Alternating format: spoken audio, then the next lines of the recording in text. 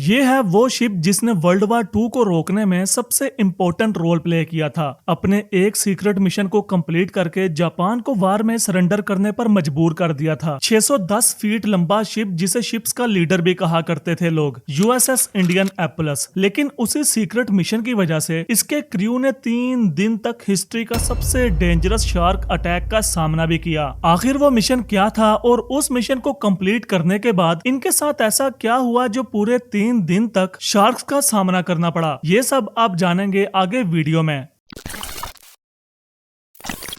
15 जुलाई 1945 Indian apples के captain को orders मिलते हैं कि उन्होंने सैन फ्रांसिस्को से एक कार्गो कलेक्ट करके टीनियन आइलैंड पर डिलीवर करना है। कैप्टन चार्ल्स मिकवे अपने 1200 के करीब क्रू मेंबर्स के साथ लोकेशन पर पहुंचता है, जहां 3 से 4 फीट बड़े 2 कंटेनर्स शिप पर रखे जाते हैं। कैप्टन कार्गो के बारे में डिटेल्स मांगता है, पर उसे कुछ नहीं बताया जाता। इवन के जो कार्गो के साथ पर्सनल गार्ड्स थे, उनको भी नहीं पता था कि इन कंटेनर्स में क्या है। शिप के कैप्टन चार्ल्स मिकवे और उसके क्रू मेंबर्स को ऑर्डर दिए जाते हैं कि आप लोग एक टॉप सीक्रेट मिशन पर हो, इसलिए इन कंटेनर्स में क्या है किसी को कुछ नहीं बताया जा सकता। कैप्टन को कहा गया कि शिप सिर्फ पर्ल हार्बर पर रिफ्यूलिंग के लिए रुकेगा, लेकिन एक भी क्रू मेंबर शिप से नीचे नहीं उतरेगा। जैसे ही रिफ्यूलिंग कंप्लीट होगी, बिना कोई देर किए इस कार्गो को जितना जल्दी हो सके टीनियन आइलैंड पर पहुंचाना है। टीम को हाई अलर्ट करके कहा गया कि जितनी जल्दी ये कार्गो आइलैंड पर पहुंचेगा, उतनी ही जल्दी ये वार खत्म होगी। लेकिन चैलेंज ये है कि टीनियन आइलैंड सैन फ्रांसिस्को से 5000 मील्स की दूरी पर है और वर्ल्ड वार 2 के दौरान टीनियन आइलैंड सबसे बिजिएस्ट एयरफील्ड में से एक था,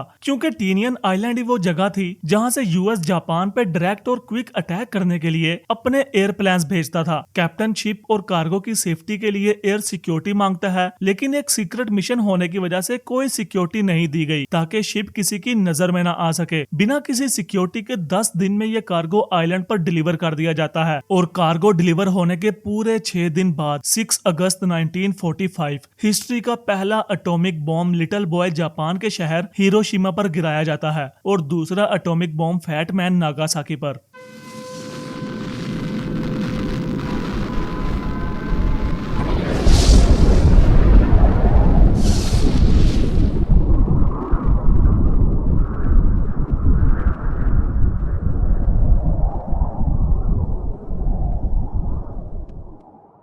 इंडियन एप्पलस ने जो कार्गो डिलीवर किया था वो लिटिल बॉय के सबसे इंपॉर्टेंट पार्ट्स थे। एटॉमिक बॉम्ब्स गिरने के पूरे 6 दिन बाद जापान ने सरेंडर कर दिया। वार खत्म होने पर हर कोई खुश था, लेकिन फिर एक न्यूज बाहर आती है। Cruiser Indianapolis sunk with casualties of 1196। लेकिन रियलिटी ये थी कि इस न्यूज को पूरे 2 वीक्स के बाद दुनिया के सामने लाया गया था। जो कार्गो डिलीवर करने 1196 क्रू मेंबर्स गए थे, उनमें से अब सिर्फ 316 मेंबर्स जिंदा बचे थे और इन 316 में से भी अभी एक ऐसा मेंबर था जिसने उस रात होने वाले इंसिडेंट की वजह से खुद को गोली मारनी थी। ये था शिप का कैप्टन चार्ल्स मिकवे।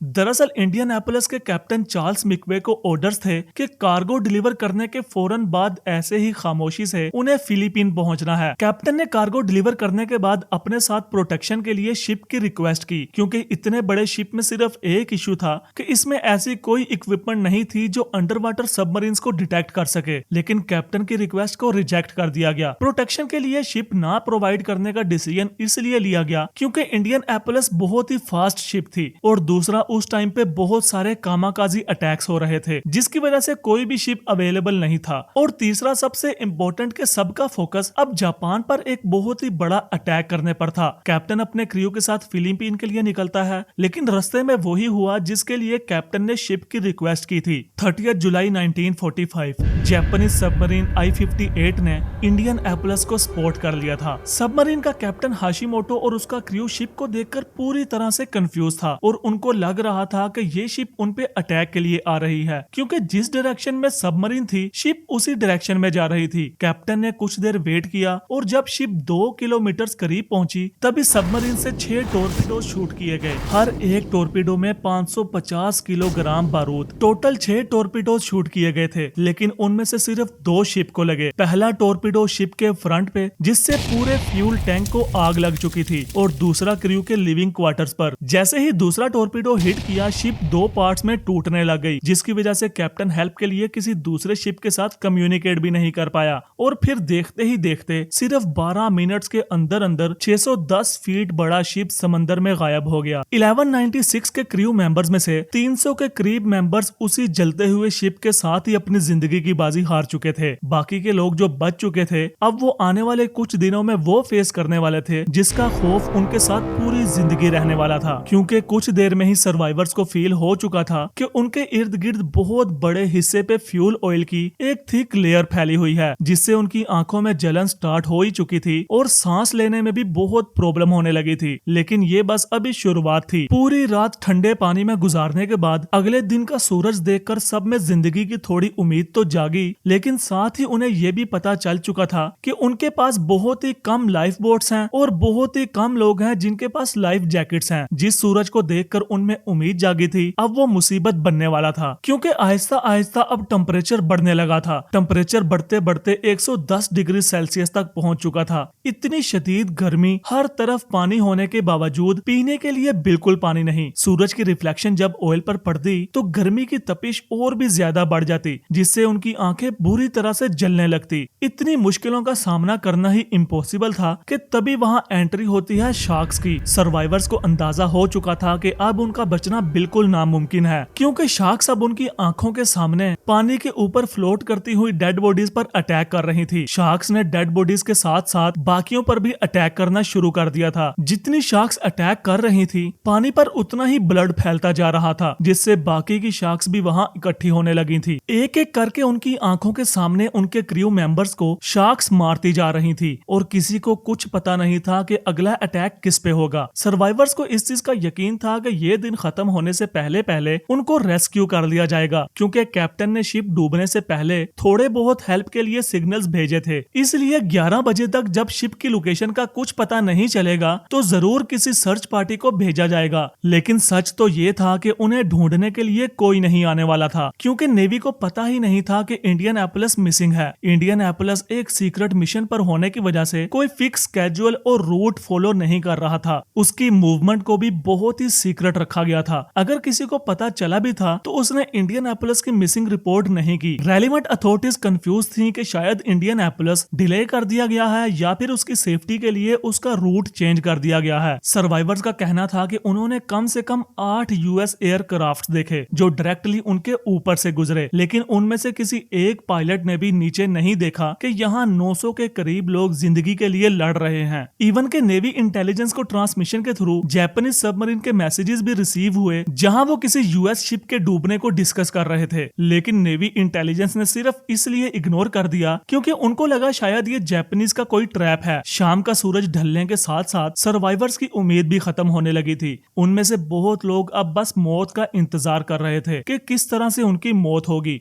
प्यास से या शार्क के अटैक से। जिन्होंने उम्मीद नहीं हारी थी वो अभी भी खुद को बचाने में लगे थे। जिनकी बॉडी से ब्लड आ रहा था, बाकी के क्रू मेंबर्स उन सबको खुद से दूर कर रहे थे और कुछ तो डेड बॉडीज को यूज कर रहे थे शार्क्स के अटैक को डाइवर्ट करने के लिए। कुछ सर्वाइवर्स का कहना था कि शार्क्स रात के वक्त चली जाती थी और बस सुबह के वक्त आती थी, लेकिन कुछ का कहना था कि शार्क्स हर वक्त वहीं पे होती थी, लेकिन अटैक सिर्फ सुबह के वक्त करती थी। जब सबमरीन ने अटैक किया था उस वक्त 900 के करीब लोग सर्वाइव कर गए थे, लेकिन कुछ के पेट में इंजन ऑयल जाने की वजह से डेथ हो गई थी। कुछ की गर्मी की वजह से इतनी बुरी हालत हो चुकी थी कि उन्होंने समंदर का पानी ही पीना शुरू कर दिया था। लेकिन उस साल्टी वाटर से उनकी कंडीशन इतनी ज्यादा खराब हो चुकी थी कि डिहाइड्रेशन से वो अपना दिमागी सल्तनत ही खो बैठे थे। और सबसे डेंजरस शार्क अटैक, एक रिपोर्ट के मुताबिक तकरीबन 150 के करीब लोगों को सिर्फ शार्क्स नहीं मारा था, और जिनसे ये सब देखकर बर्दाश्त नहीं हो रहा था उन्होंने उम्मीद ही खो दी थी कि उनको अब कोई बचाने आएगा। इतनी बुरी मौत मरने से बेहतर उन्होंने खुद ही अपनी जान ले ली। 3 दिन तक ये सब फेस करने के बाद अब 900 में से सिर्फ 316 लोग बचे थे जो अपनी जिंदगी के लिए लड़ रहे थे, पर साथ ही साथ अपनी मौत का इंतजार भी कर रहे थे। लेकिन उसी कोशिश और उम्मीद ने उनका साथ दे दिया। 2 अगस्त 1945 यूएस का एक प्लेन सबमरीन्स को मॉनिटर करने के लिए पेट्रोलिंग के लिए निकलता है और पायलट को पानी पर बहुत ज्यादा ऑयल दिखता है, जिस ऑयल ने इतने लोगों की जान ली थी, वही ऑयल इनकी लाइफ का जरिया बन गया। पायलट ने फौरन से रिपोर्ट की। इन्वेस्टिगेशन के लिए पायलट एड्रियन मार्क्स लोकेशन पर पहुंचता है और थोड़ा करीब से देखने पर उसे पता चलता है कि यहाँ इतने ज्यादा अमेरिकन सेलर्स मौजूद हैं और कुछ के पास तो लाइफ जैकेट्स तक नहीं हैं। मार्क ने यूएस नेवी को रिपोर्ट की, लेकिन उसको पता था कि रेस्क्यू शिप को यहाँ पहुंचने में बहुत ज्यादा टाइम लग जाएगा और शायद इतनी देर में और भी बहुत सारे सेलर्स की डेथ हो जाएगी। मार्क का प्लेन पानी पर लैंडिंग तो कर सकता था, लेकिन उसको सख्ती से ऑर्डर्स मिले थे कि ओपन ओशन पर किसी भी सूरत में लैंडिंग नहीं करनी, क्योंकि लहरों से किसी भी वक्त प्लेन क्रैश हो सकता है। लेकिन मार्क ने ऑर्डर्स को इग्नोर करके अपने क्रू के साथ मिलकर डिसीजन लिया और प्लेन को वहीं लैंड कर दिया। मार्क और उसकी टीम ने उन सबको बचाया जो बिना लाइफ बोट्स और लाइफ जैकेट्स के थे।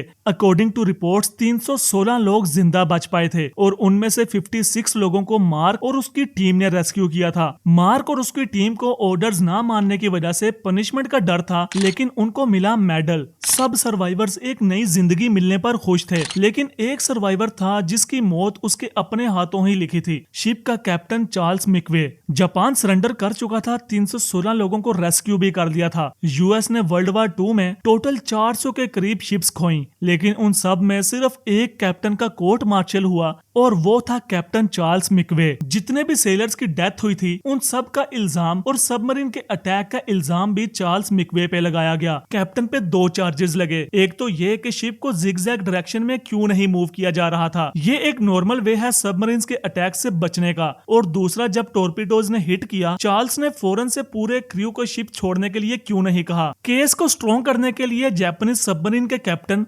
हाशिमोटो को भी बुलाया गया, लेकिन हाशिमोटो के बयान ने चार्ल्स को बचा लिया। हाशिमोटो ने कहा कि अगर इंडियन एपोलस जिगजैग डायरेक्शन में भी मूव कर रहा होता तब भी ये अटैक फेल नहीं होना था, क्योंकि हमने एक साथ 6 टॉर्पीडोज छोड़े थे, इसलिए शिप का डूबना कंफर्म था। चार्ल्स ने नेवी दोबारा ज्वाइन की और रिटायरमेंट के कुछ सालों के बाद उसने अपने ही रिवॉल्वर से खुद की जान ले ली। ये माना जाता है कि चार्ल्स को हमेशा से अपने क्रू मेंबर्स की डेथ और शिप के डूबने का गिल्ट था, जिसकी वजह से वो बहुत ही ज्यादा डिप्रेशन में रहने लगा था। चार्ल्स ने जब अपनी जान ली, उस वक्त रिवॉल्वर के अलावा उसके हाथ में एक छोटी सी टॉय शिप भी थी, जिससे पता चलता है कि चार्ल्स को अपने शिप और अपने क्रू से कितना प्यार था। अगर आपने यहाँ तक वीडियो देख ही ली है तो चैनल को जरूर सब्सक्राइब कर लेना और वीडियो आपको कैसी लगी ये भी कमेंट्स में जरूर बताना। मिलते हैं नेक्स्ट ऐसे ही किसी इंटरेस्टिंग वीडियो में।